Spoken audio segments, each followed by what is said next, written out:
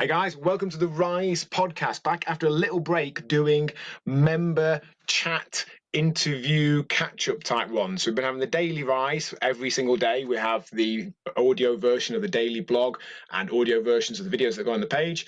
For a while last year and for a while previously, we've done kind of member, like I said, chats where we see a bit about their experiences before they met us, after meeting us, and so on, because we know there's a lot of value in hearing how people that you might perceive to be similar to you for whatever reason, hearing how they faced up to and overcame and worked through the same sort of challenges you're facing. And we know that's always way more powerful than us saying, give or take, what is essentially the same thing. But like I said, it's back. And today, the first guest back on the new relaunched podcast is Steve Farden. Good afternoon, Steve. Afternoon, John. Do you like my podcast voice? I can't help it. I talk differently when I'm recording.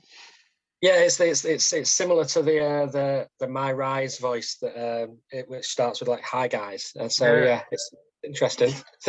I can't help it. I particularly with videos. Sometimes I try not to say "Hi guys" at the start of it, but I've done it so many times. I must have said "Hi guys" at the start of a video in the thousands of times, multiple thousands of times, and it's a hard habit to get out of.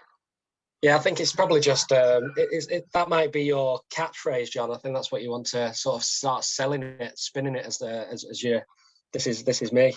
I don't know if it's unique enough to have my catchphrase. I think probably other people have said it. I don't know. I think maybe it's the way you say it, because as soon as I'm strolling through Facebook and a video pops on, and my wife looks over and goes, "John on again," and she can always hear the "I get," so she knows. Even so, I think it is good enough to be close to being a catchphrase, John. It works. To be honest, I'm going to struggle to change it now. Anyway, I presume she normally rolls her eyes when she hears me going "Hi guys," does she? No, she's into it. She's joined in the last couple of events that we've that you've run. You know, the 7 days. Yeah.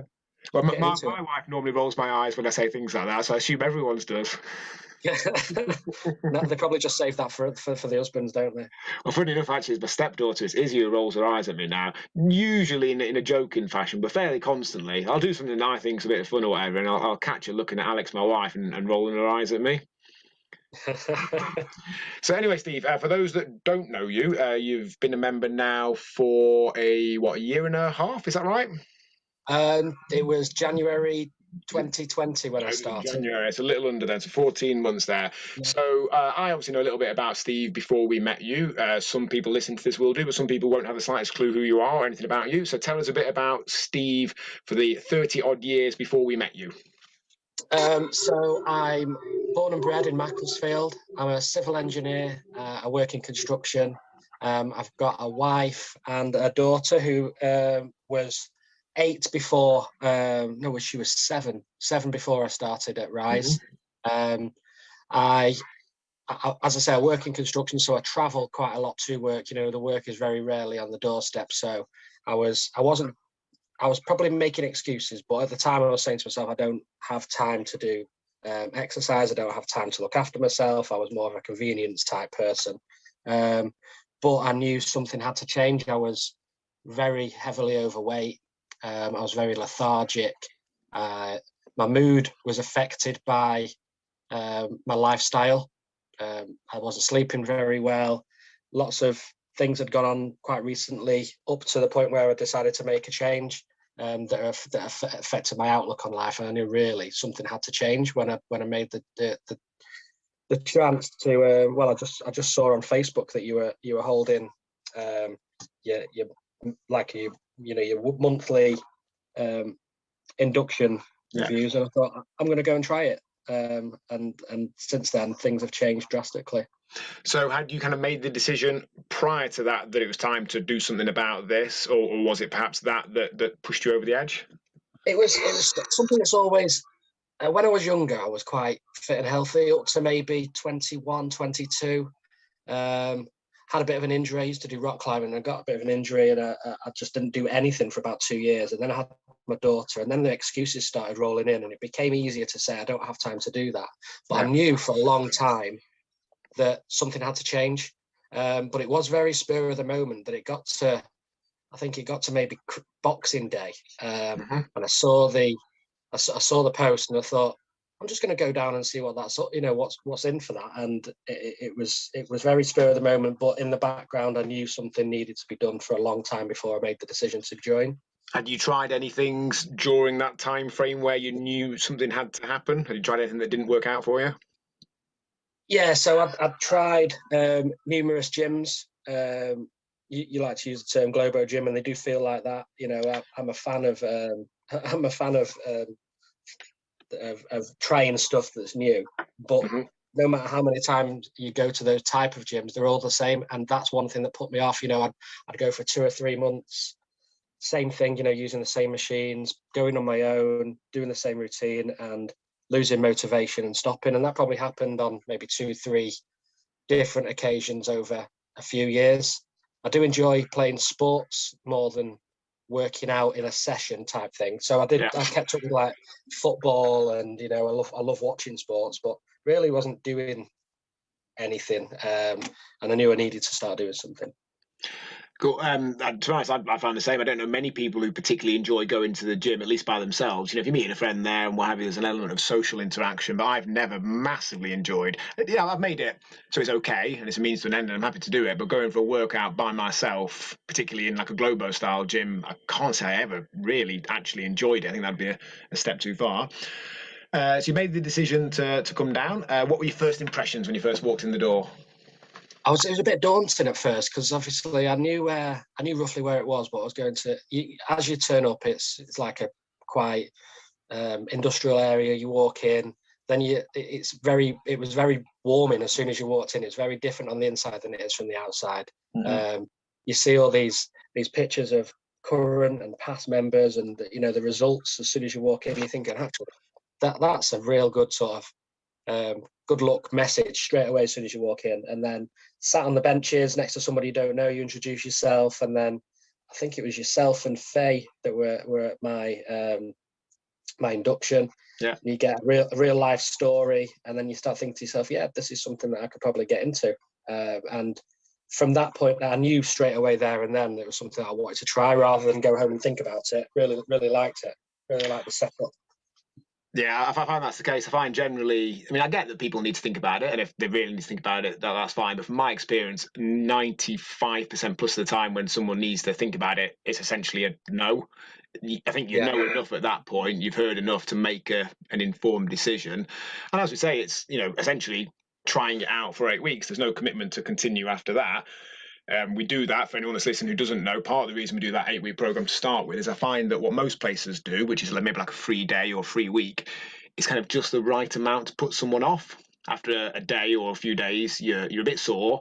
You don't really fully understand what's going on. You're a bit confused. You don't look and feel any different. And it's very tempting to write it off as another thing that's not right for you. But after 8 weeks, as I'm hopeful you're going to say in a minute, you've got your head round it. You're not sore, not to a level anyway that's off-putting, and you look and feel considerably different. And hopefully, at that point, want to stay. There's no commitment to, but I think you're making a more informed decision after that 8 weeks than you are after reading a Facebook ad or, coming to one session or what have you. So you got started, and how did you find it? It was great, from that first, the induction before the first session, so before the first Monday, you go down, met Claire. Claire did my first assessment, like the first assessment, not after your first 4 weeks. Yeah. And I realised very quickly that everything was completely different to what I was used to. When you walk in the gym and everybody's walking around in muscle tops and prancing around is probably what I would have said before I joined Rise. That's what people in gyms sort of struck me as, and everyone was different, really laid back, down to earth.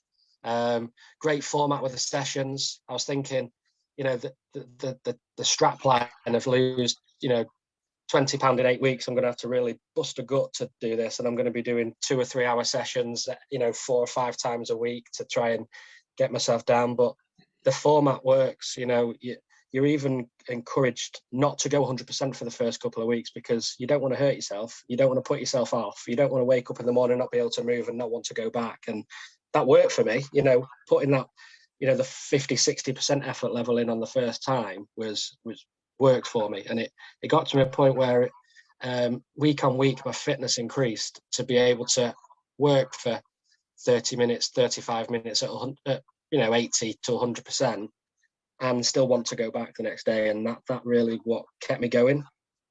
Awesome. Well, it sounds like you listened to what we suggested more than most, because we actually say we recommend 30 to 40% for the first couple of weeks. So if you're going at 50 or 60, that's pretty good. Because most guys, particularly, they listen and they smile and they nod, and then they do that first session and they can hardly walk the next day because they were too busy seeing what someone else was doing and thinking, I can do that and what have you. I think we're quite competitive animals. So to keep it at 50 to 60 is pretty sensible. Good work. I think, you're right. It's probably something to do with being a bloke, and you have that, the competitive nature, but probably couldn't have gone.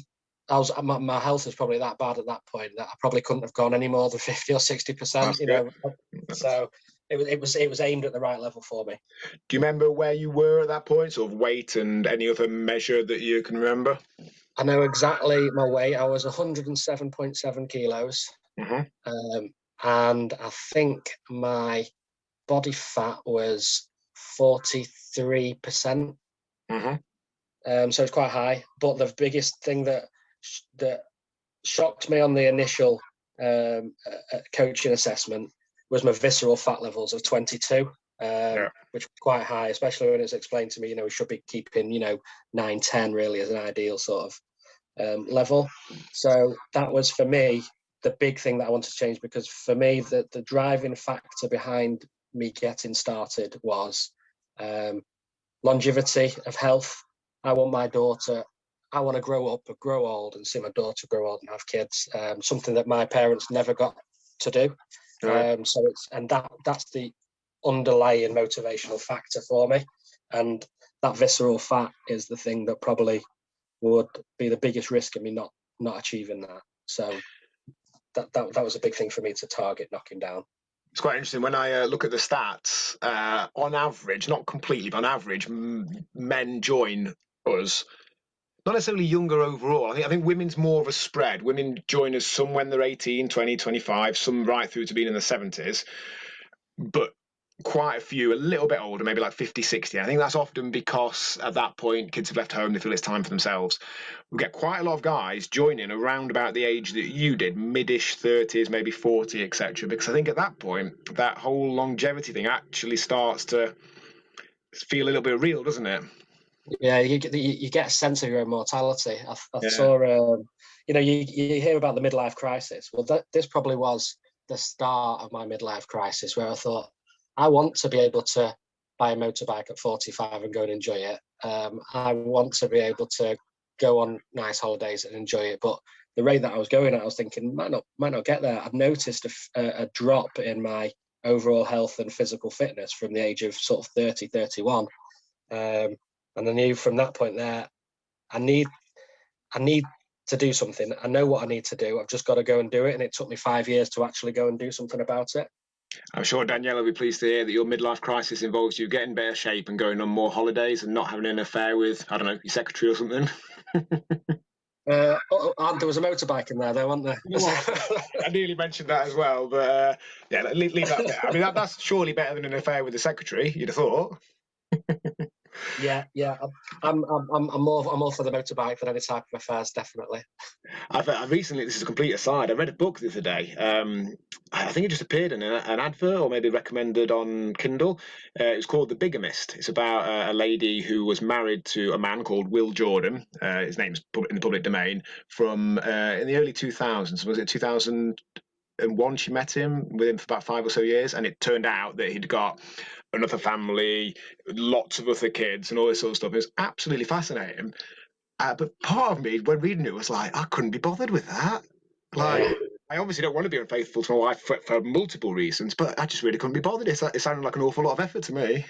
Yeah, having a double life, I think you're right. It's effort, and it's hard work, to lead 2 different lives. I can't imagine. Well, I know it does happen, but I can't imagine the people that do and how they get away with it. I know, awful lot of effort. Anyways, that's an aside there. So you joined, you got started, you took it relatively sensibly to start with, built up, and then what happened over the course of your first couple of months? So first couple of months were great. I met the challenge. I went a little bit beyond. And then lockdown hit. So at the end of March, things changed drastically. So I had the first 2 months under the challenge. I had 4 weeks outside of the challenge, just attending sessions regularly, 3 or 4 times a week. Then we went to lockdown, and it was a shock. But I thought, this is new. I'll continue doing it, and I did keep up the home workouts. Enjoyed them. Made a real conscious effort to have a slot in the day when I would do the workouts.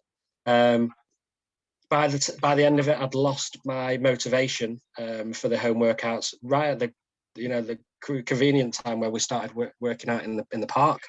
Brilliant, got to meet people again, doing out in the open, in the rain sometimes, but because of the camaraderie that people that you're doing it with, you're all in it together. You don't mind doing it outside, in the showers and the wind and the rain.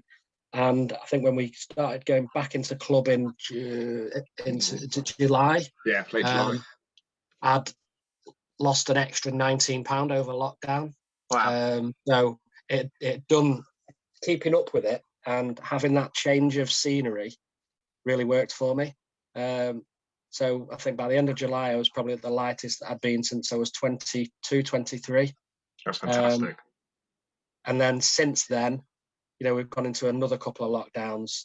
The weight, I think I took my foot off the gas over the summer period, put a little bit of weight back on, but carried on with sessions, being regular, doing maybe 4 or 5 times a week, but maybe not eating as well as I probably was originally, or at the early part of the year.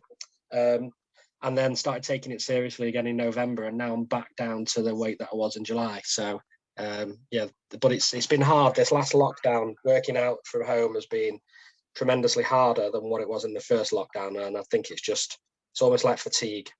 So motivation has started to wane a little bit. I get that completely. It's been a drag, hasn't it?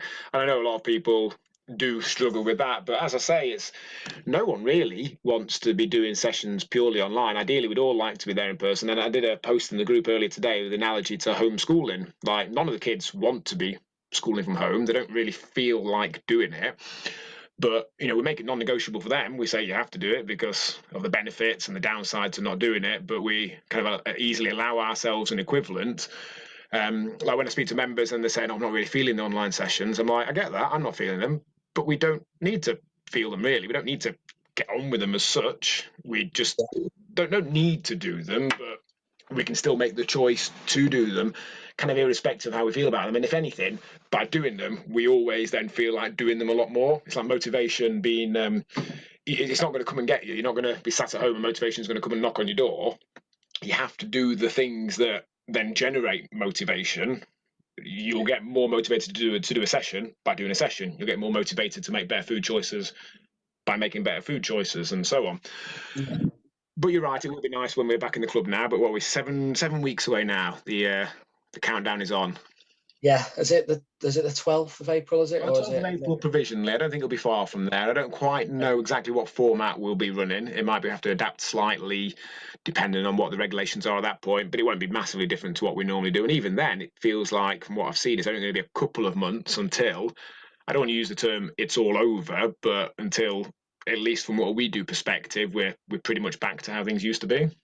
Yeah, I can't wait, to get back into bigger group sessions. And it'd be brilliant. One thing I have had to do is, I think since I've become less motivated in doing sessions from home, is I've probably become more motivated in watching my food, planning my food, because I know that without one, I'm having to overcompensate in the other.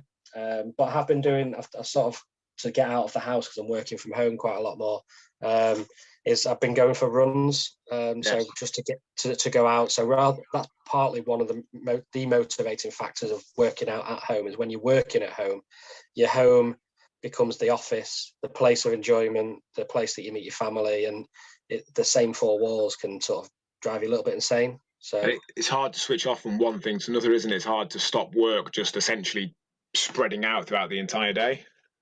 Yeah, you have to be quite disciplined. I was reading the other day that I think it was Microsoft, probably some of the other similar providers, creating or exploring or about to launch, whatever it was, a virtual commute. So something that you have at the start and end of your day when you're working from home to bookend the day. Yeah. I don't know exactly how that's going to work, but it's clearly some sort of process that you go through essentially when you turn your computer on, and then something happens at the end of the day to help you switch off and make that adjustment to family life or whatever else it is you're about to do. Which sounds like a good idea. My wife Alex particularly struggling. She started working from home a couple of weeks before lockdown, so we're probably only a few days off a year now, maybe like a week or so off a year. She's been working from home, and while she loves it in some ways, it is hard, and it doesn't mean that she ends up doing some days. Last night she pretty much didn't sleep. I woke up at 3:30 because I could just woke up to go to the toilet. I got stuff on my head, my mind, and I thought I'll crack on with a bit of work actually because I was picking my two older sons up at 8 o'clock. So I thought I'll get a load of work done first, and she still hadn't gone to sleep at that point. Right. And then she's often up early again, and yeah, it's a drag, and it'll be good for her and good for many people when we're back into not necessarily the old ways, because I think there'll always be a level of adjustment, but definitely something that feels more doable long term. I think another 20 years of this would kill her, to be honest. Yeah, and we're social beings. We like being around people and being around different scenarios and different situations. Well, I say we. I'm probably talking for myself, but I'm probably not too far from the truth when I say it. And initially, I think it was a great idea. And if somebody had tried to do lockdown as a social experiment, they probably would have failed anyway, because no one would have bought into it in the way that we had to. Yeah. But then when you get into the reality of it over an excessive period of time, the new normal was probably less enjoyable than the old normal. Oh, definitely 100%. I've always said I've made the best of it. I've been really pleased with how me and my family have coped with it. But it's not been as much fun as a normal year, No. Not seeing Yeah. my family for the vast majority of it. There's a few periods where we could see them. I've not hugged anyone other than my own immediate family. I came to the realization the other day when I was having an appointment with my chiropractor that she's the only person that's touched me in the last year outside of my own immediate family. And I appreciate for other people who live on their own, that's even worse. Some people have had no physical contact for a full year now, and it's not something you realize on a day-to-day basis. I don't think of myself as a hugger particularly, but I do hug some members of my family, my nephew, my niece, people like that when I see them. And having not done that for such a long period of time, you can almost feel it, which is weird. Yeah, you probably don't realize how social you are until it's taken away from you. And it's like it goes with anything. You don't realize something's there until it's gone. You take things for granted that you probably shouldn't do. And that's one thing that will change after we're allowed to see people. For me, is I will make more of an effort to really live in those moments, with other people. Whereas before, you just sort of you could take it or leave it. You could be there or not be there. And now I think that's gonna change something drastically. Definitely. So we've mentioned then obviously a significant amount of weight lost over the last 14 months or so. What other changes have you noticed from what you've been doing with us? So I have noticed that I sleep a lot better. I've got more energy, even though I do more things. It doesn't sound right to people who don't do a lot of exercise, but I find that the more energy I expel, the more energy I seem to have. Yeah. I feel better in myself. My general appearance is better. I used to be like rough shaven quite a lot. I shave quite a bit more. Take a bit more pride in my appearance, and with that comes just make yourself feel a little bit better. Internally, I used to be in a position where I could feel my heart beating all the time. This is the biggest change in sort of my noticeable health. Is I have a very low resting heartbeat now. I have a low level of blood pressure. And it's physically noticeable that I can run upstairs and not be out of breath. These things that I wanted 14 months ago, what is normal for me now, and it's brilliant. That's fantastic. In terms then of the things that some might say you've had to give up, the things you've had to change, the things that perhaps you do less of now, was it worth it? Yes. Sometimes I say no, when I say to myself, I'm honest with myself, because I'm a foodie. I I do love food, you know, and I'm a boredom eater as well. Yeah. But I haven't really given anything up. I've probably just scaled back. Yeah. I've given up having takeaways on a regular basis because I'm more motivated to be able to cook for myself, and we enjoy it a bit better. You know, we enjoy eating and we enjoy the way we feel afterwards. So we don't feel like we're missing out on the takeaways. We still have them. Yeah. You know, we might have one a week, whereas before we might be having 3 a week. So they're still there. Don't feel like I've lost out. I do, but it just comes down to a bit more planning. When we were allowed to go out in the summer, I was saving up calories during the week so I could not have to think how many pints am I allowed to have tonight, that type of thing. So I'm really missed out. I've probably just scaled back. Exactly, and that's what I find with everyone who goes on to long-term success. I think if you actually fundamentally try and cut something out completely, then invariably it ends up not lasting. You're requiring willpower. You're requiring yourself to force yourself to do something you don't really feel like doing. If you make some tactical adjustments like you've done there, you know, do some things a bit less frequently, or perhaps to a lesser extent, or swap in other things that, you know, other meals that you enjoy just as much, but are maybe easier to average out across the course of the week. And like I said, ultimately the key thing is the average across the week. So you can still have beer, wine, whatever else it might be that you want to have, as long as you make that average work. And I think when we think that we can't have those things, it's probably not going to happen for 99.9% of the population. Yeah, you're right. Yeah. And any differences you've noticed at work, at your performance, focus, all that sort of stuff with that side of things? I have noticed that performance has changed. I probably getting more work are probably getting more out of me than what they were before I started at Rise. But I'm not sure if that's purely due to my working conditions that have changed. You know, working from home, working in a different environment. But it's probably a contributing factor, the fact that I do sleep a lot better. You know, when I go to bed at a regular time, I'm fully energized when I wake up, so therefore I can focus straight away. Yeah. But yeah, it's got to help. Yeah, it does. It's got to help, and I enjoy work again. And again, I don't know whether that's due to the past, what's happened in social circumstances, or, you know, being part of something different and having a different view on life. But yeah, over the past year, things have changed that have positively affected my life. I'm sure I've told you I've got a degree in manufacturing and operations management from Nottingham University. Yeah. It comes yeah, you have. I think you have told me that. I think that was probably the first thing I told you.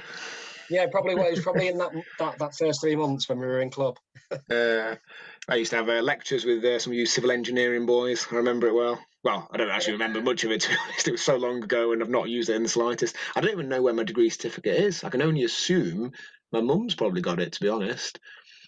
I think I remember us talking, actually. We were talking in session about safety in civil engineering, you know, and being the presence of positives rather than the absence of negatives. And I think that's when you told me then that you had an engineering degree from Sheffield. Well, no, Nottingham. I lived in Sheffield afterwards. But that's sorry. Yeah, so you lived in Sheffield, but you went to Nottingham. That was it. Yeah. I always find it interesting, the whole concept of people being averse to health and safety. Like, just by definition, surely it's a good thing. I know sometimes you might find the odd example of something where some might think it's gone too far, but fundamentally it's stopping people dying and hurting themselves unavoidably at work and in other situations, which to me sounds like a really good idea. Yeah, I think it became it got a lot of bad press, the term health and safety. And if you view health and safety like I do, as health and safety is putting your seatbelt on when you get in the car. Yeah, that exactly. becomes that's normal, you know. But back 40 years ago, that was a strange thing to do, and putting seatbelts in cars was, you know, frowned upon, you know. And now we're in that world where everybody wears a safety hat on a building site, whereas 40 years ago that was also frowned upon. So safety is just becoming normal, but it's changed. So how health and safety is viewed is changing, and that just becomes part of normal life, like crossing the road. Yeah. You know, you're never going to stop looking when you cross the road, and that's health and safety. Of course, yeah, and I suppose there's a modern slight parallel to that. It's like wearing face masks. You know, my kids have asked me several times if it's beneficial, if it'll really help, and I'm like, well, I don't know, maybe, maybe not. But what's the downside to it? It's no big deal, and if it stops me or one other person getting COVID, it's worth it. It's the same as wearing a hard hat. If it stops one person getting a brain injury or dying unnecessarily, it's worth it when it's no real massive inconvenience. Yeah, you never really know how many lives you save. You only know about the lives that you affect. So if you don't know that you've saved loads of lives, you're probably doing something right. I think when people are averse to health and safety, they often point out that they turned out all right, and I'm like, well, that's true, but don't forget all the people that died unnecessarily. They're the ones that it Yeah, that was the problem. yeah, no, that's a key point. Into Yeah. and males are probably worse than females when it comes to it. You know, it'll never happen to me. Oh You know, yeah. we have, and I've lived in that space before, and to some extent still do. You know, there's risks that I'll take at home that I wouldn't dream of taking off at work. But and that's probably just me being probably a lazy bloke at home sometimes, doing some DIY around the house, which I just because you want to do it and you feel like you're masculine, but you wouldn't do it at work. So where's the difference? Yeah, as long as it helps a reasonable amount, I suppose that's the key. So that brings Yeah. us up to date. That's Steve in February 2021. Anything else you want to share about your experience, either before we met you or since? Anything you think people listening might be interested to hear or find valuable? I think I'm looking forward to the future. I think Monday's announcement for the roadmap out of the current situation really did lift a weight off my shoulders. And I've still not met my ultimate goal that I set when I went when I started with the Rise, and I'm Yeah. still looking forward to achieving that. I think having a light at the end of the tunnel will help me achieve it. You know, I want to be at sort of 82 kilos.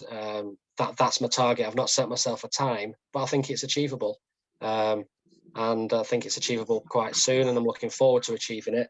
And also seeing everybody again in club, because you know you make some good friends that you've not probably seen for at this time round. You know, at least 3 months, Yeah. and people that you probably wouldn't expect to be friends with if you didn't know them in club. You know, people that you see in the street that you would walk past them because you don't know them, and they've got different lives, and it's a Yeah. good group of people to meet in a different environment, and I just want to meet them all again.